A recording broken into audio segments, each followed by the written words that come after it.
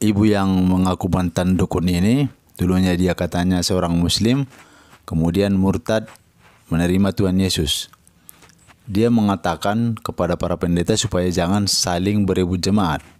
Berarti di gereja sering terjadi perebutan jemaat antar sesama gereja.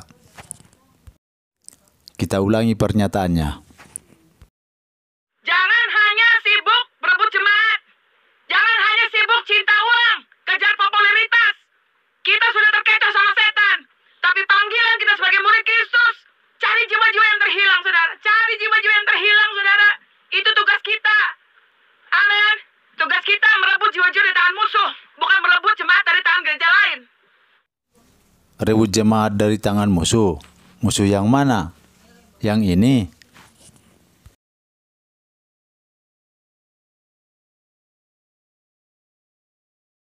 Tugas kita merebut jiwa-jiwa dari tangan musuh, bukan merebut jemaat dari tangan gereja lain. Dari pernyataan Ibu Kristen ini berarti di gereja sering terjadi perebutan jemaat. Kenapa berebut jemaat? Karena gereja bertumbuh. Gereja didirikan banyak, sementara jemaat itu-itu saja. Jadi cara lain bagaimana? Memurtadkan orang muslim untuk jemaat baru dan mengambil jemaat dari gereja lain. Saifuddin Ibrahim juga membenarkan bahwa terjadi perebutan jemaat antar gereja. Saya ini sudah 15 tahun masuk Kristen, tetapi saya hanya mendengar gereja-gereja tidak mampu bersatu, tidak fokus menghadapi keadaan yang luar biasa, karena gereja lebih baik pecah daripada menyatukan program. Menghadapi kadrun ini loh.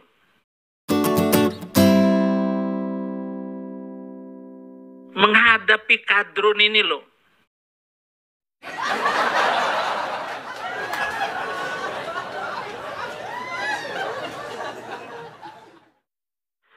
Maka lagu naik ke puncak gunung, tinggi sekali, kiri kanan, kiri kanan, kiri kanan, kiri kanan.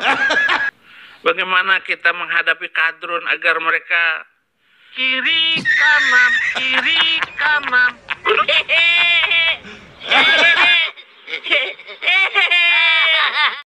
Ini agak serius nih. Kita tidak tahu benar atau tidak. Saifuddin yang tahu. Kata Saifuddin, pihak gereja sering mengundang FPI, melaporkan ke FPI bahwa ada gereja yang baru. Tujuannya supaya FPI dan ormas lain mendemo gereja tersebut, sehingga gereja itu batal berdiri.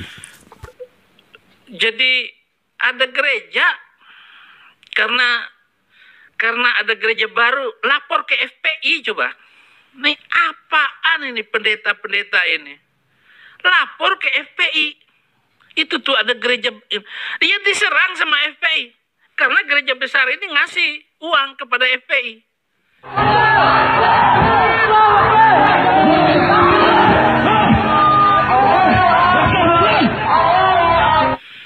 Ya ampun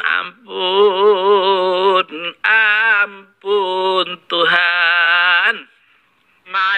Naik ke puncak gunung, tinggi sekali, kiri kanan, kulihat saja. Nah, di sini kuncinya nih. Setelah ormas Islam tersebut menyerbu gereja atau melarang gereja untuk berdiri, maka orang-orang Kristen menyebut Islam adalah intoleran, adalah agama yang penuh dengan kekerasan, radikal, bahkan disebut teroris. Saifuddin kan tahu karena perebutan jemaat, ada gereja yang mengontak ormas Islam untuk mendemo gereja yang lain. Tetapi dia masih menuduh Islam adalah ajaran terorisme, ajaran kekerasan. Bahkan kalau perlu Pak, 300 ayat yang menjadi pemicu hidup intoleran, pemicu hidup radikal dan membenci orang lain karena beda agama, dihapuskan dari Al-Quran Indonesia. Ini sangat berbahaya sekali. yang tentunya saya alami nih. Ya, jadi di kekristenan ini memang seringkali orang Kristen ini memframing dirinya kalau selalu mendapat perlakuan kekerasan. Misal gereja ditutup, gereja tidak boleh diizinin gitu. Tetapi di kekristenan ini saya waktu membuat gereja ini, mendirikan gereja ini, justru orang Kristen sendiri yang marah ke gereja kita. Jadi kita harus punya tujuan bersama gitu. Agar bagaimana orang-orang itu tuh terpesona dengan kita. Bagaimana Katrun mau terpesona? Di gereja saja para pendeta berebut mimbar. Mereka berantem di rumah Tuhan Yesus.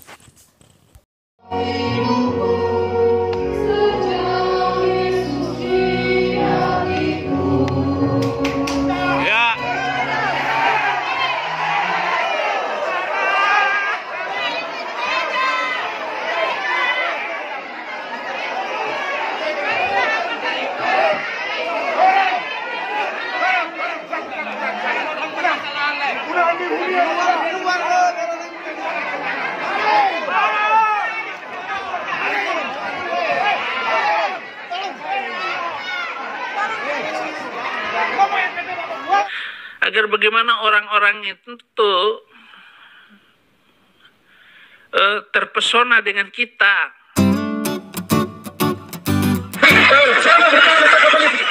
Menurut sejumlah saksi, konfrontasi bersumber dari konflik internal pada kepengurusan rumah ibadah. Ricuh terjadi saat akan ada acara pelantikan pendeta baru untuk menggantikan pendeta sebelumnya yang telah habis masa baktinya. Namun para jemaat pendukung pendeta sebelumnya menolak keras keputusan penggantian tersebut.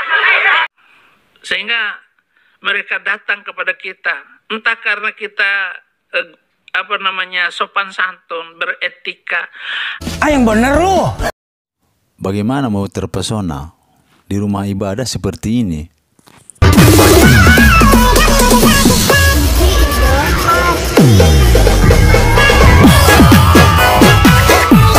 Sehingga mereka datang kepada kita, entah karena kita sopan santun, beretika. Sopan santun, mulut mudin. Bagaimana mau sopan santun? Kerjamu hanya menghujat agama orang lain. Kalau besok malam saya akan membahas tentang Nabi Muhammad meniduri mayat dalam kubur. Dia bersenggama dengan binatang. Sehingga mereka datang kepada kita, entah karena kita sopan santun, beretika. Yang bener lu. Itu sebabnya saya tidak suka dengan orang-orang yang hafal kitab itu, ngerti aja kagak, apalagi belajar bahasa itu. Bahasa onta itu adalah bahasa yang merusak mentalitas manusia. Islam berbeda. Di Islam tidak ada kepemilikan masjid secara pribadi, secara perorangan, atau bahkan secara organisasi pun tidak ada. Semua masjid adalah milik umat Islam, dimanapun itu di seluruh dunia. Kalau Anda mau sholat silahkan masuk, bebas. Cara peribadatan dan bacaan sholat sama. Tidak ada di Islam cerita rebutan jemaat, rebutan jemaah masjid, tidak ada. Itu tidak ada. Kalau Anda mau sholat silahkan, tidak mau sholat itu tergantung Anda. Itu resiko Anda. Tidak ada paksaan dalam beragama. Tidak pernah terjadi ustadz-ustadz berebutan mimbar di waktu sholat Jumat. Itu tidak pernah terjadi. Karena tidak ada keuntungan yang dituju secara material, secara duniawi. Jadi para ustadz itu memberikan khutbah di hari Jumat itu murni keikhlasan dari dirinya sendiri. Yang dia tuju adalah ridho Allah Subhanahu wa Ta'ala, bukan material. Itu sebabnya di mimbar masjid pada hari Jumat tidak ada rebutan mimbar oleh para ustadz. Di dalam masjid tidak boleh bernyanyi, tidak boleh ribut-ribut, tidak boleh jingkrak-jingkrak.